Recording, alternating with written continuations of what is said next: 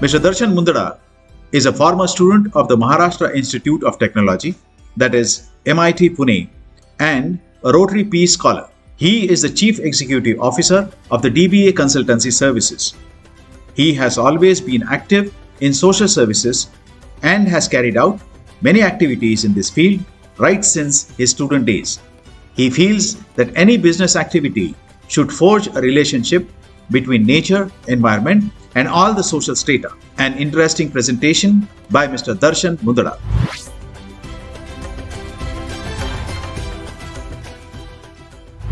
It is said in Bhagavad Gita, chapter 15, verse 10, Vimudhananu pashyanti, pashyanti jnana chakshushaha. It is only with the eyes of intellect that one can see the divine. And it is in this dome of our head that houses the eye of intellect. Imagine the small dome of our head that is built on the nave of our shoulders, and the and the transept of our vertebrae. Imagine why it makes our brain so miraculous. It sits on that perfect intersection and gives us the wonder quotient of we being humans, we being different than animals, we being able to think, we being able to challenge, we being able to progress. If this small dome, small head of ours can house such a potential, what could be the potential of this dome? Let alone this dome, what could be the potential of the sun of this dome, the biggest dome that houses at Loni, Rajbagh? It's mind-boggling to think on these lines and imagine what that dome can create. But before we go to explore that, let us see which are the famous domes across the world. Let us understand why they are built. And I will come to it why I am visiting 10 domes in the world before I come to our own dome. So world's top 10 domes, and you know my generation is a Google generation. We just Google everything. So depending on what site you've Googled, depending on which book you've read, the top 10 domes that you get are, the first and foremost is from India, the Great Sanchi Stupa. It was built before the Christ in Madhya Pradesh, probably in 3rd century by King Ashoka. There's the Dome of Rock, Jerusalem, Israel, which was commissioned by Umayyad Caliph Abd al-Malik in 7th century. It was actually built on a sacred rock, and Muslims consider that rock as a place from where Muhammad ascended to heaven. There's also the Sheikh Ayatollah Mosque, Isfahan, Iran, which was ordered by Iranian Emperor Shah Abbas for his private worship. The construction started in 1603 and took about 16 years. There's a reason I'm leading this list. It's not just a list, so we will visit the reason, but I will go through the list. The fourth, Florence Cathedral, Florence, Italy, or also known as Basilica de Santa Maria de Fo. The construction of the dome started in 1420 and completed in 1436. Look, interestingly, the number of years is approximately similar. Anywhere it goes from 14 to 16 years. In only one case, it's exceptional and goes up to 40 years. Then there's fifth, the Hagia Sophia in Istanbul in Turkey. The name Hagia Sophia means Church of Holy Wisdom. Built in 4th century BC, it transitioned from a Christian patriarchal cathedral to later an Ottoman imperial mosque and now a historical museum of art and architecture. I'm glad they didn't fight over whether it should be a mosque or a church, but they made it a historical capital of art. I wish we were as matured to create something of this magnanimity in Ayodhya as proposed by Sir than fight over a temple or a mosque. But that's my personal view and not a topic of this discussion. I just wanted to point out because I always come here and see this, and I have been a part of this journey when Karat Sir conceived this beautiful monument for Ayodhya. But as our politicians were, no one was ready to entertain that. The sixth, St. Basil's Cathedral, Moscow, Russia. It was built between 1555 and 1561, commissioned by Prince Ivan the Terrible. The name itself makes you scared and is a place of worship. There's the most famous St. Peter's Basilica in Vatican City, designed by the great artist Michelangelo, built between 1547 and 1590. Obviously, none of us are new to the world's capital, the biggest powerhouse, the United States Capitol Dome.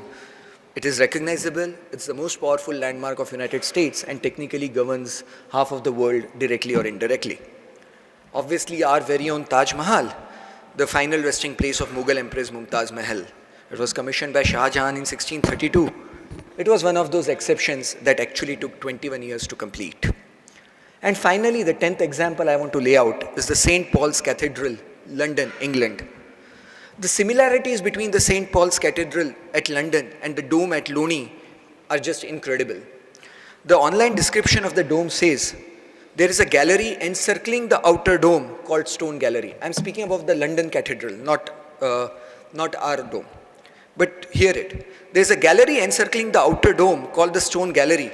The rectangle windows in the gallery create beautiful shades of light.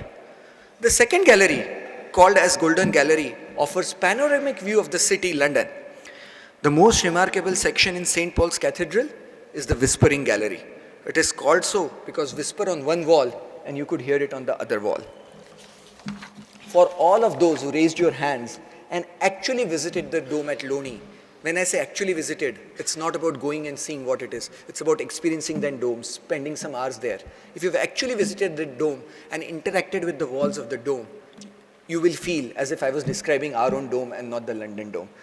I'm just always amazed and marveled at the incredulous ingenuity of Dr. Karad and the family. It's mind-blowing how he can conceive on a rough paper something that would, without anyone's imagination, go beyond replicating the best monuments in the world. So back to our comparison. If you look at it, throughout the history of monumental architecture, domes have been built as symbols of spiritual aspiration. Out of the 10 domes we heard about, 7 were spiritual aspiration, 2 were political power. Only one, the Hagia Sophia, became a place of civic pride over time. It also started historically as something of spiritual aspiration. So domes have always served either of these 3 purposes. And then I wonder, why this dome? Why the dome at the Loni? I'm sorry, I say this with due respect, but why the madness of a private individual, Dr. Karad, to go beyond the call of duty to construct an architectural wonder? Why not relish the fruits of the forbidden tree than to harvest and sow the seeds? We know many educational families in and around India who fly in private jets, who have bungalows, most lavish bungalows in Koregaon Park, in Mumbai. Why not that for the Karad family?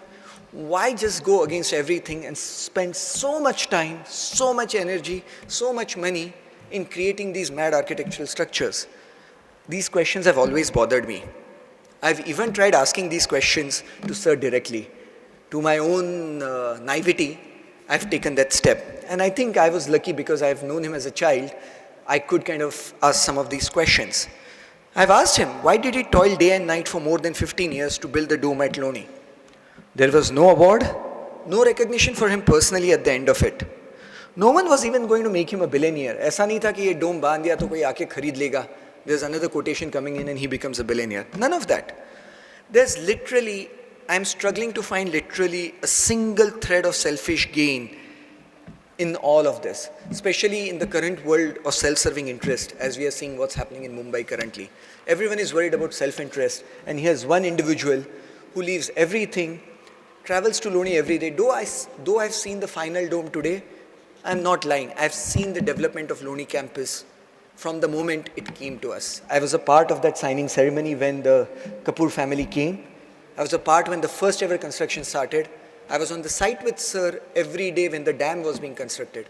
And I've seen what passion that individual brings to table. And I've always wondered why. Why that? So what is Dr. Karad's vision behind it? During my last visit to Loni with Sir, I did dare ask him that too. But as we all know, in all his humility, his answer was very simple. Darshan, my job was to envision and create. It is your job, it is Rahul's job, it is job of everyone now to utilize it to its full potential. To what end, you all decide. Does that mean that Karad sir did not know what's the use of that dome? Actually, quite contrary. I am quite confident that Sir is fully aware and has probably already imagined what this space would be and what its impact on the world can be. But like a true guru, like a true father, he was throwing at us a challenge. And I think today's invite to speak here is the test of that challenge. I'm not sure if I'm going to pass that or not. I will leave it to Rahul sir, but I hope I will pass that.